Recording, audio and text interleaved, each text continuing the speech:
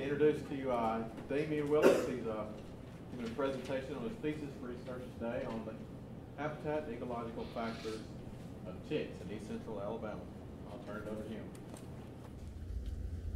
Okay, ticks have the ability to vector a wide variety of diseases: Lyme disease, southern tick-associated rash illness or star eye, Rocky Mountain spotted fever, babesiosis, tick-borne encephalitis, Q fever, Bartonella, quite a few.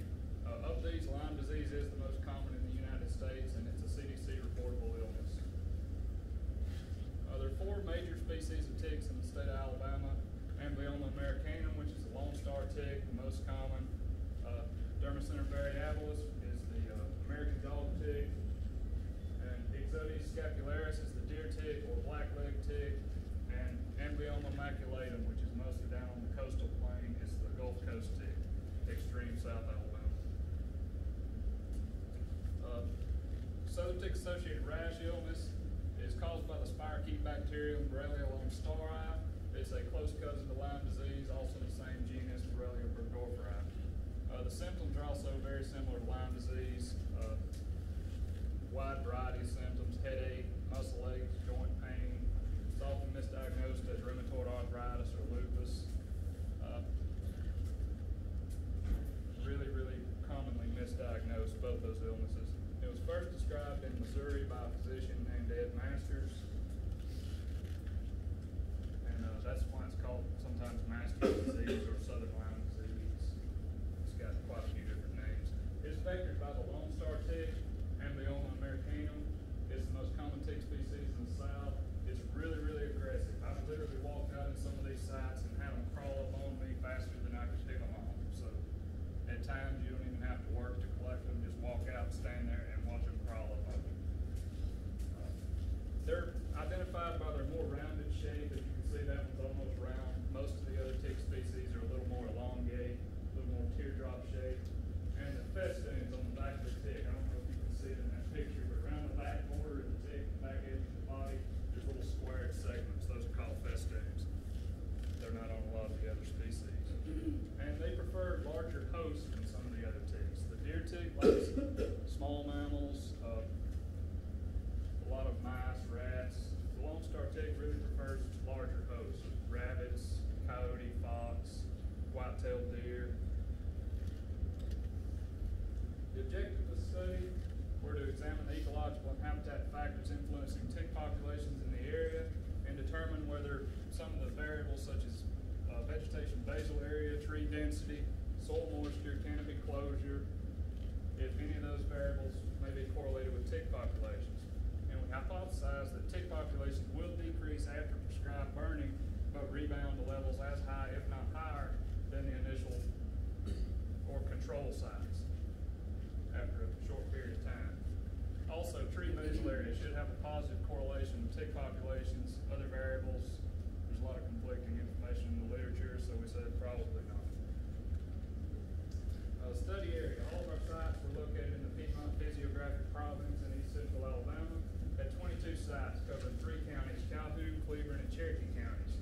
We had 12 sites in the Talladega National Forest, Shoal Creek District, close to Coleman Lake. They were the same 12 sites that John Adams did his mammal collections at, and Chris Edmondson did a lot of his reptile and amphibian collections at these same sites. 4 sites in the McClellan community, the old Army base in Anniston.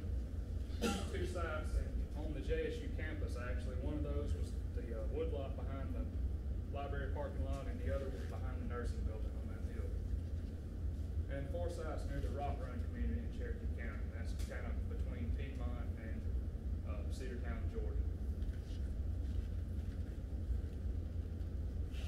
Our treatment groups. We had 4 prescribed burning treatment groups. We had 3 sites that were burned less than 1 year prior to study, 3 sites that were burned 2 years prior to the study, 3 that were burned 5 years prior to the study, and 3 that were burned 15 plus years. See these pictures, you're probably tired of seeing them, but it's hard to take different pictures of the same patch of woods. I think John had these same pictures in there.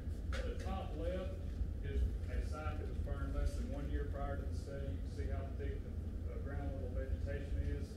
Bottom left is a 2-year burn. Still a lot of ground vegetation. Top right is a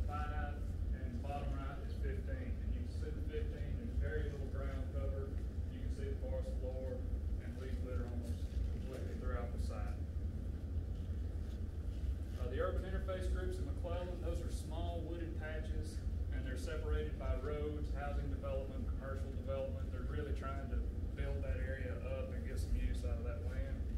And there's a lot of human interaction in that area. There's parks, as I said, a lot of development going on in there. The unmanaged forests were, one of the McClellan sites is up on Baines Gap Road, up on top of the mountain. That's the Mountain Longleaf Wildlife Refuge. And the other unmanaged forests were in Cherokee County. Those are really large, uninterrupted forested patches. They're not little small segmented patches. We treated the JSU campus sites as urban. They're not connected to any other large forested areas. They're really small, isolated patches. And we just treated those as urban. Flagging method, which is pretty common in the field, a 1 by 1 meter white flannel cloth attached to about a 5/8 inch wooden dowel to form a little flag. Just drag it through the vegetation across the forest floor, and you'd be surprised how easy it is to collect ticks when they're active. I found that I'm about as good at collecting them as the cloth is, because they really, really enjoy biting me. Sampling was conducted 20 minutes monthly at each site, and you check the cloth about every 10 meters or so. If there's a tick on it, we grabbed it with forceps and preserved it in microcentrifuge tubes with 70% isopropanol or ethanol. And that's just a picture of me out here on one of the campus sites, checking my cloth for ticks. Pretty common occurrence. Our vegetation survey was a modified Carolina vegetation survey. Permanent 40 by 20 meter plots were set up at each site, and those plots were divided into 8 to 10 by 10 meter subplots. Every tree on the plot was identified as species, and diameter, breast height, or DBH was measured for each one.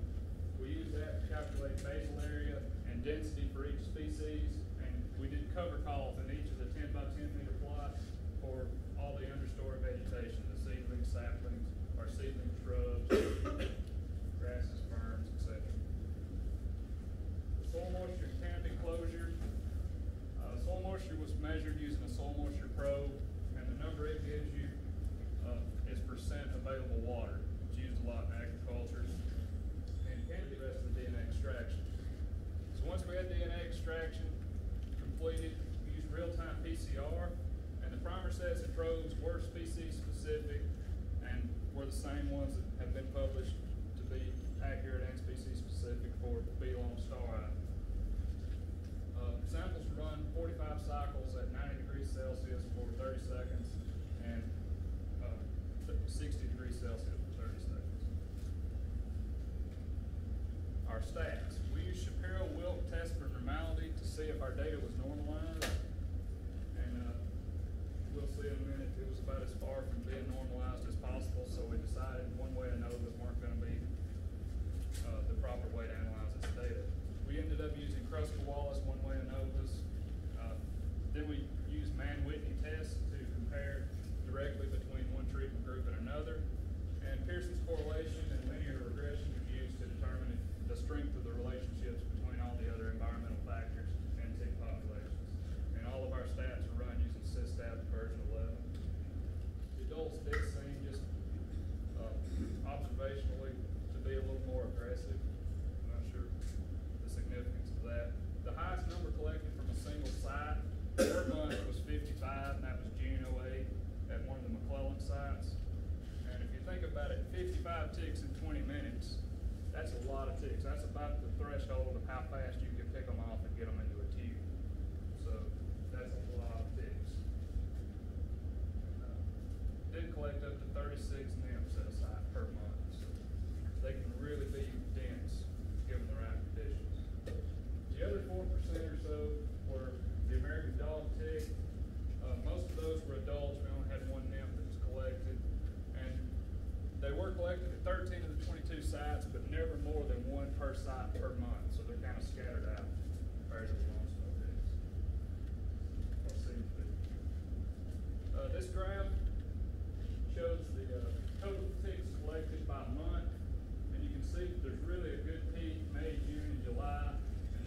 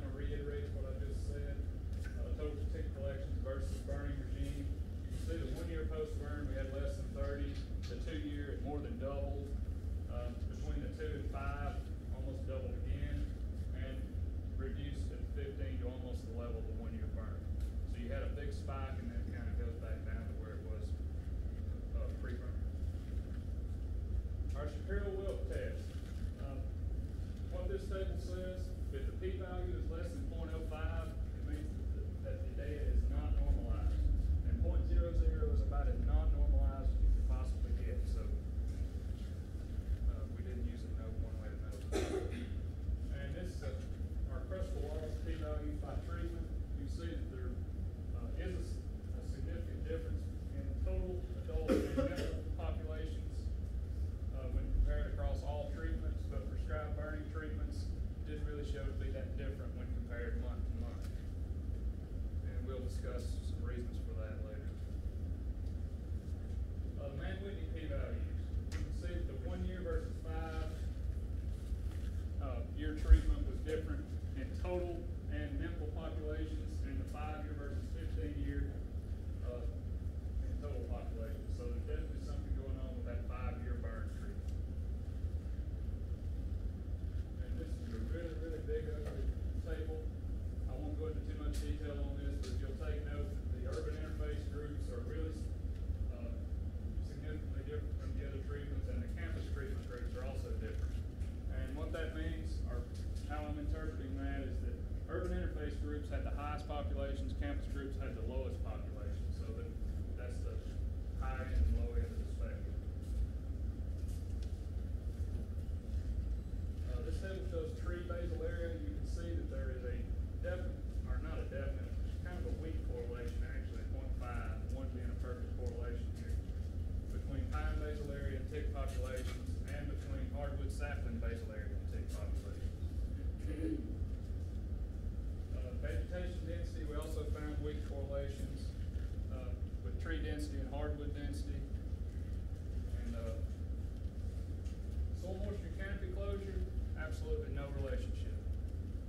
So it doesn't really seem like those are two factors that are controlling the populations here. Understory vegetation, we also found no strong relationships with any of the understory vegetation types. Fern, seedling board, vine, grass, none of that seemed to have a definite impact on tick populations. Our DNA analysis, we had a total of 60 tick pools processed. The pools were separated by site and month of capture, so everything from say May of 08 or May of 09. There, yeah. All the positive controls that we used did test positive, all the negative controls tested negative, so we know the process is working. We did have 2 pools that tested positive for the presence of the bacteria. One pool contained 1 adult female Lone Star tick, that was from September of 08 at site 1, and the other positive pool contained 8 adult females from site 13, which was at McClellan. Site 1 was one of the prescribed burning treatments. So every site where there were ticks collected was dominated by the same species. Every site was dominated by the Lone Star tick. That's probably partially due to their aggressive nature and their high density in the state of Alabama and the southeast. Collections peaked in early summer, and that's been found by a number of other studies. A couple of studies out of Mississippi State said that the seasonal peaks normally June and July in the southeast, and that you don't tend to see a lot of them from March through October, which is basically exactly what we found. Our abundance is extremely low from March through, or from October through March. Set that back. Another point, flag sampling may not be quite as effective as some of the other methods for collecting ticks when conditions are not perfect for them to be quested. You may be able to do something in the future like CO2 baited traps to do a little bit better job. When conditions are not perfect for them to quest, when you have high temperature, low humidity, they're going to desiccate and die. So they're going to try to stay down in the duff and the leaf litter and not ascend the vegetation to quest. So there may be more ticks there than what we're actually collecting with flagging at certain times of the year. And we'll talk more about that. The urban interface sites, as I said, almost half the collections were there. Some other research has said that small patches have higher numbers of small to medium-sized mammals, and a lot of these could be used as travel routes. A lot of these sites, particularly Site 13, which was at McClellan, my most common, or the highest tick population site that I had, it was a long, narrow corridor between 2 big patches of woods. And I'm thinking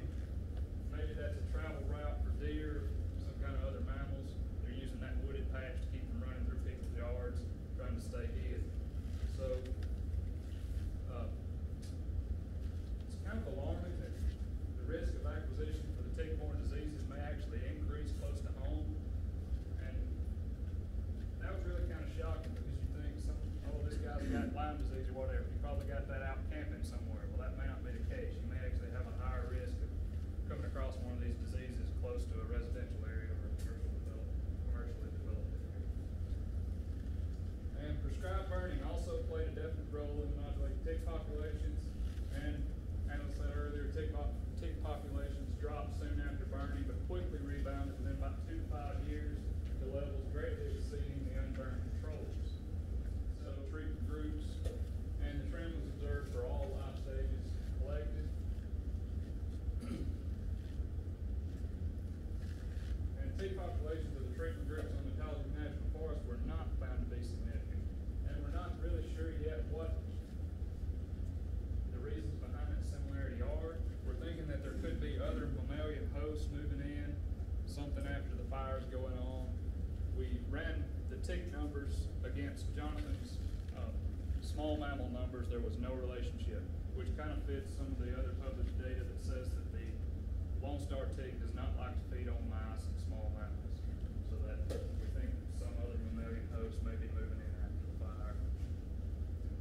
That could be influencing populations. And a hardwood basal area also. And one paper by Sunshine and Levy found that tick populations have been shown to have weak association with forest types, but it's typically hard to find any one forest type that's really definitive for being a great tick habitat. Weak associations also found with tree density and hardwood density. Just another interesting point. And no ticks were found at the only 100% grass-dominated site. We had one site that was actually below the dam of a watershed lake. It was completely grass-dominated, no woody plants at all, and there were no ticks. And ticks have been shown to have very low survivability in grass-dominated sites, higher survivability in upland forest, and really high survivability in bottomland forest, which is also kind of a neat point because a lot of the sites that I have high collection numbers in were bottomlands close to ditches, drains, creeks, etc. Canopy closure percentage really had no impact on populations, and our initial hypothesis was that canopy closure would have at most a weak association, so that kind of fits what we thought. And canopy closure increases relative humidity and soil moisture in forested areas, so I'd love to have measured relative humidity, but we didn't. Soil moisture is also shown to have little to no impact on tick populations, and you think that if canopy closure had an impact, soil moisture would. Those two are likely kind of interlinked. And one interesting point about soil moisture, tick larvae populations tend to be more affected by soil moisture than adults and nymphs. And that's because egg development really needs to have a moist, humid environment. So if the adult females are laying eggs, most of the eggs are drying out and dying, you're most likely not going to have a whole lot of larvae there. But the nymphs and adults are being transported by their hosts, and they're not necessarily going to remain in the same area where they hatched as larvae, if that makes any sense. Our DNA analysis, infection rates for B. Lone Star and Lone Star ticks have been reported to range from 1 to 2%, and we calculated the minimum infection rate to be 0.4%. It's impossible for us to calculate the actual number because there was a pool with 8 ticks. We don't know how many of those ticks were actually positive, but the minimum infection rate is 0.4%. And while no strong relationship was determined between any one single environmental factor in tick populations, there's likely something going on out there that is controlling these populations. Nothing happens in nature randomly. And unlike a lot of the other arthropod vector diseases, there's no real definitive ecological factor there that's going to predict it. Mosquitoes, for example, if there's no good standing water for them to lay their eggs in and develop as larvae, you're not going to have mosquitoes. There's nowhere for them to hatch. But ticks, multi-year life cycle, multiple hosts, they can stand a wide variety of conditions, so it's a little harder to predict where they're going to be and what ecological factors are going to influence their survivability.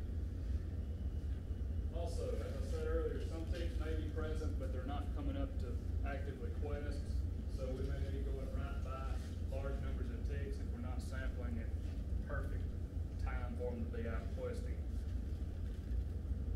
And this study is only preliminary. We need to do a lot more work to determine some of the other variables that may be at play here.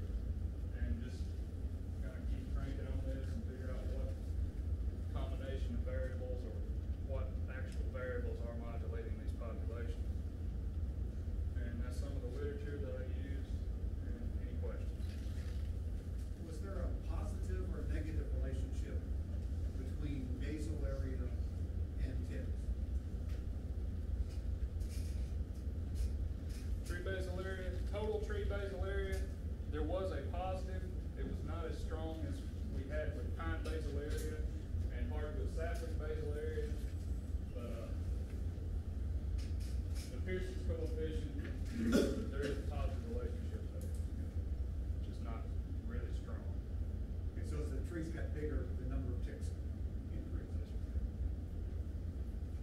Did you sample at the same time every day, or was it early afternoons, or? Okay.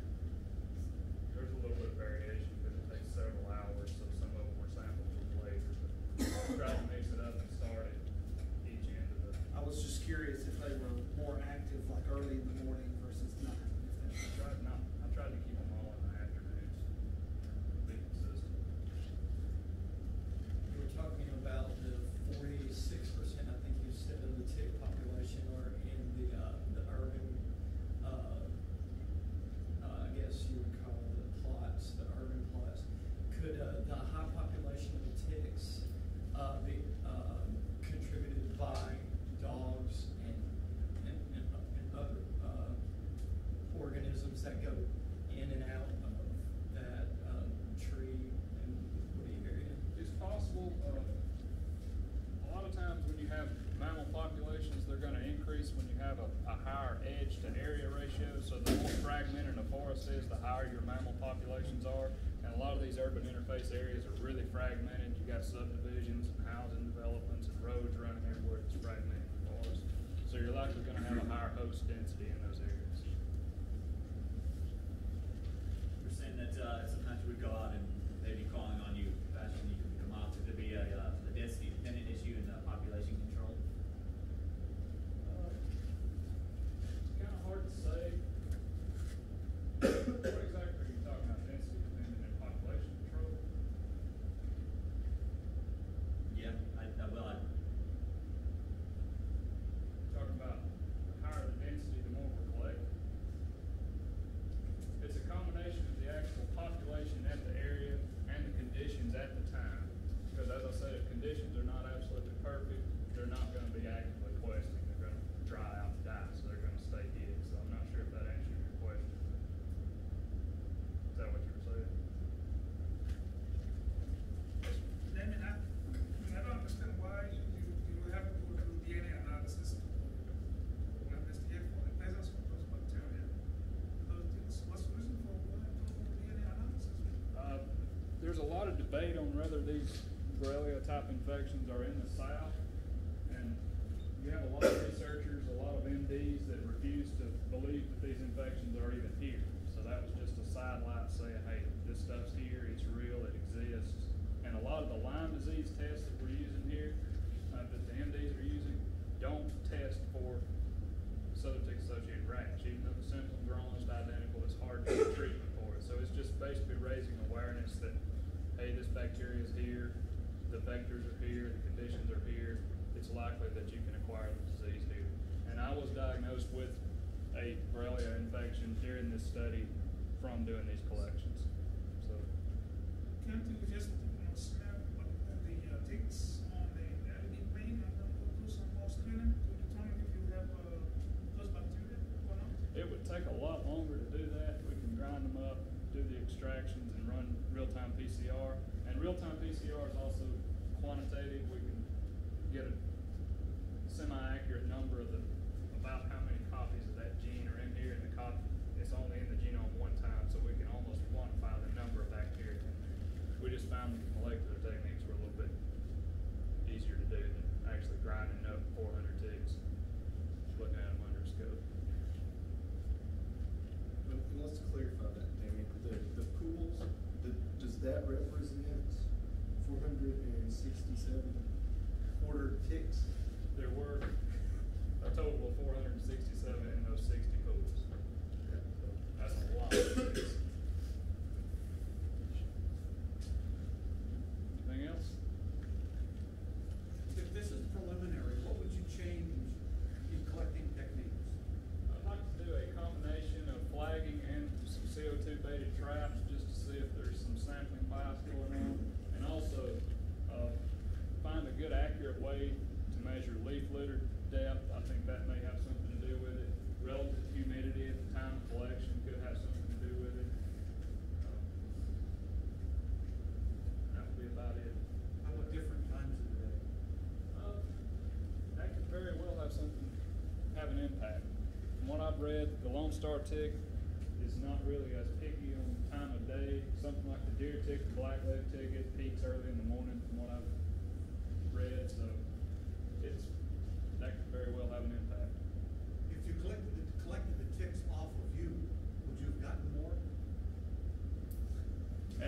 Yes.